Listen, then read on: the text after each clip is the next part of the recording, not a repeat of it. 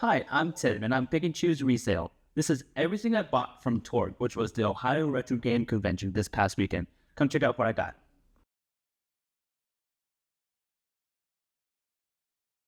So these first three rows are actually games I got from clearance bins, and those are my specialty actually. So a lot of these games I paid 3 for $10 or 3 for $12, but if you look closely, a lot of these games are worth about $7 to $12 each. So on average, about $10 each.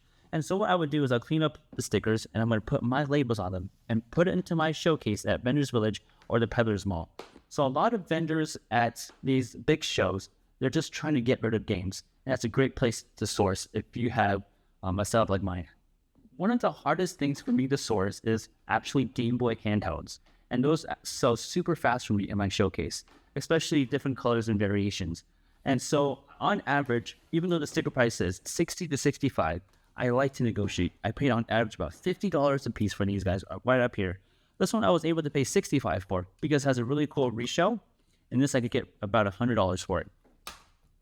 I paid $70 for this red Game Boy Advance SP. The only reason is because the shell on this Game Boy is pretty damaged. But for somebody like me who can repair games, it's easy for me to get a new shell to make it look really nice.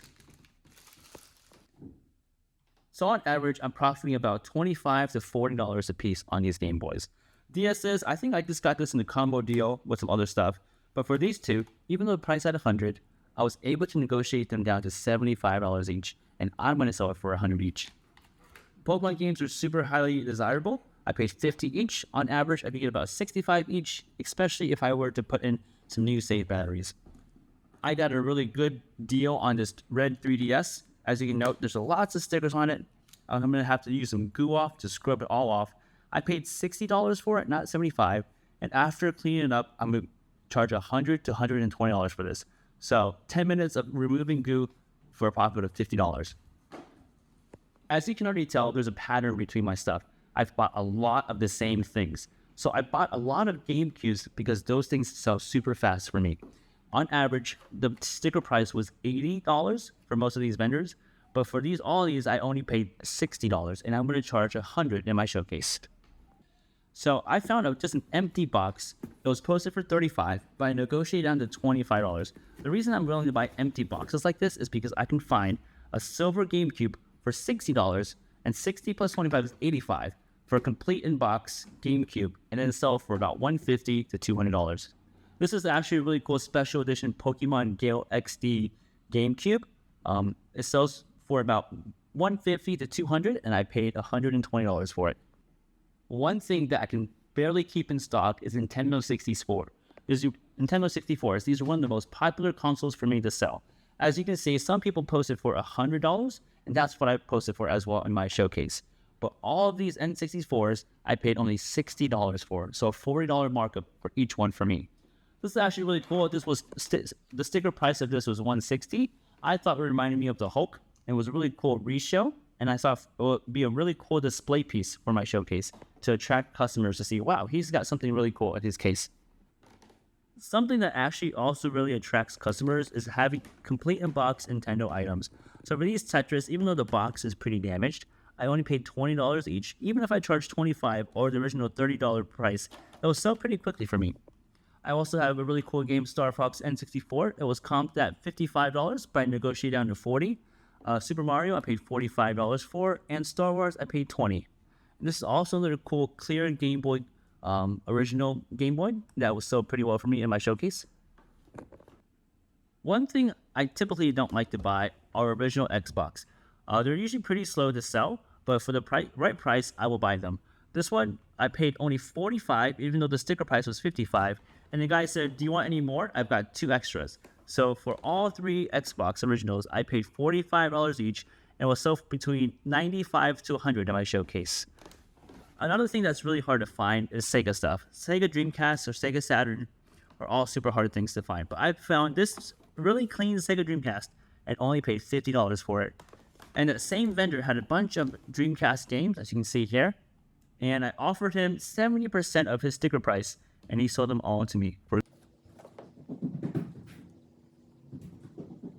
At the show, I also found a ton of really cool games like this sealed Ape Escape for the PS2. I paid $40 for it, and I think it's only worth $40 used, but since it's sealed, it should go for about $60 to $70.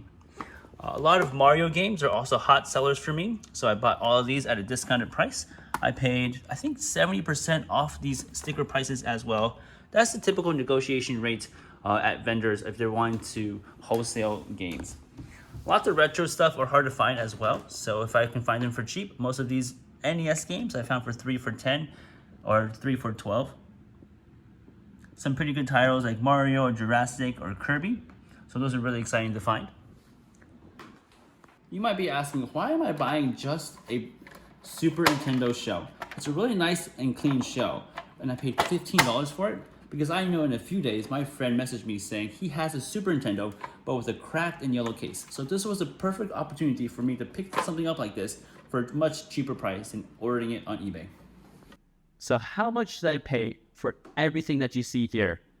I paid $4,300 for everything. But how much is it worth? It's worth roughly about $7,000 if I were to sticker it according to pricecharting.com. So none of these things will actually land on my eBay page. All of this is just for local sales. Because as I was saying, a lot of this after shipping, I would actually be losing money off this price that I paid. So after traveling 5.5 hours and spending 4 hours shopping at the convention, do you think it was worth it for a potential profit of about $3,000? After looking at everything I bought from Torg, what was your favorite item? Comment below.